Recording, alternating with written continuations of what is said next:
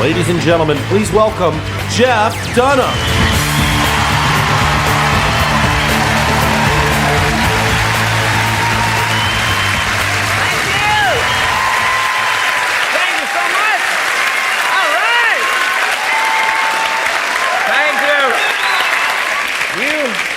You are assuming way too much, ladies and gentlemen.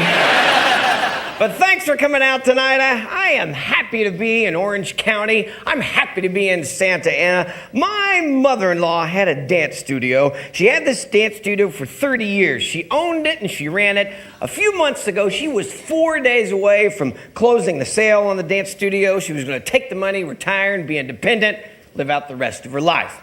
Then the hurricanes came.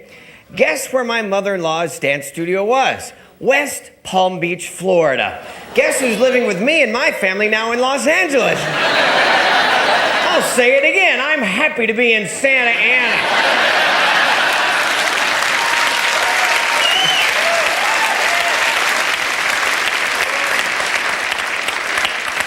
I don't know how this happened to me. In one house, it's me, my wife, 3 little girls, 3 female dogs, 2 female rats, 1 female fish, now my mother-in-law, and as a bonus, my sister-in-law.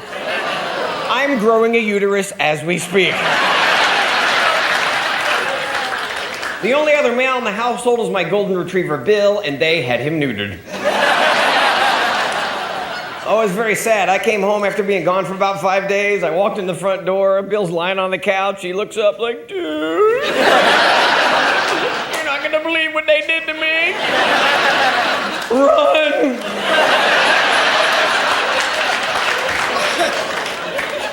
Well, our daughters now are 8, 10, and God forbid, 14 years of age. Thanks for your sympathy.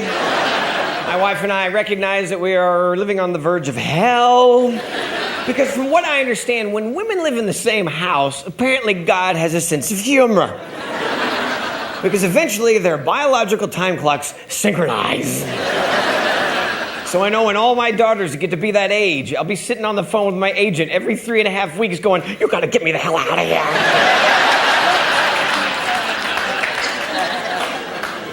My office door will be locked and all I'll hear is,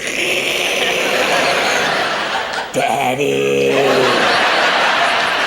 let us in. Bill will be sitting next to me, don't open the door.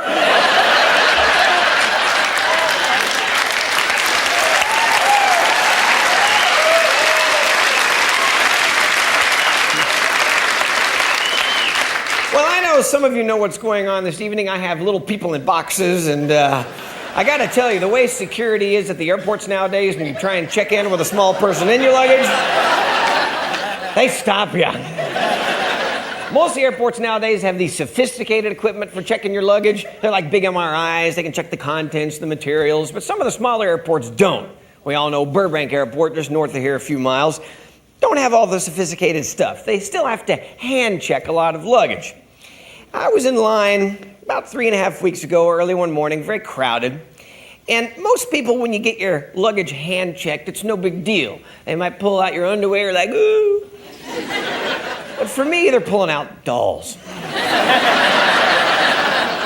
And I figured out the way they decide whose luggage they're gonna hand check is a complete judgment call on these guys' parts. They look at you and they decide, and apparently I looked like a terrorist with a trunk. Because says, sir, we gotta look in that trunk. I'm like, oh crap, here we go. So he takes the big trunk and he puts it on top of the silver table. He opens it up, and the first thing he pulls out is one of my little guys, Peanut. You'll see him in a little while. You might know Peanut. But he pulls Peanut out and he's like, hey. People in line are like, hey, and I'm like, oh. Now they have these swabs, and they swab whatever it is they're looking at. They then take the piece of material, they put it in the analyzer, it then checks to see if your stuff has come into contact with anything dangerous, chemicals, whatever. So the guy has Peanut in one hand, swab in the other. This is all true, it's too stupid to make up.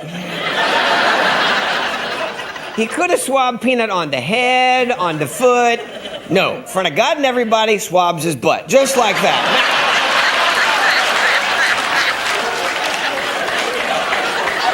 I know it's only a puppet, but I work with the guy. There's a relationship here. And I'm sitting there watching this, and the first thing I find myself thinking is, why are you wiping my friend's butt? He then takes the swab, puts it in the machine, shuts the door. I think we're finished. We start to put things away. Suddenly, the little machine goes, Three more guys come out. They have me up against the wall. They're checking my ID. They're doing a background check on the internet. They're going through all my stuff. Takes 15 minutes. Now we're finished. Everything was fine. Then we start to put things back. And then I start to think, what the hell was on Peanut's butt?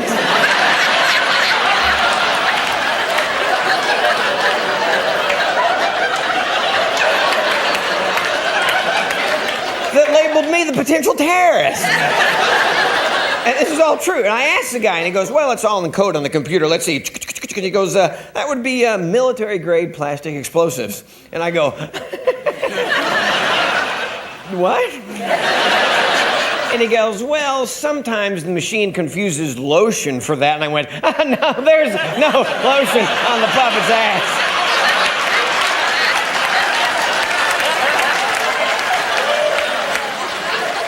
I've been building bombs in my garage. You caught me, Skippy. Thanks for straightening me out. I don't ever want to go through the Burbank airport again.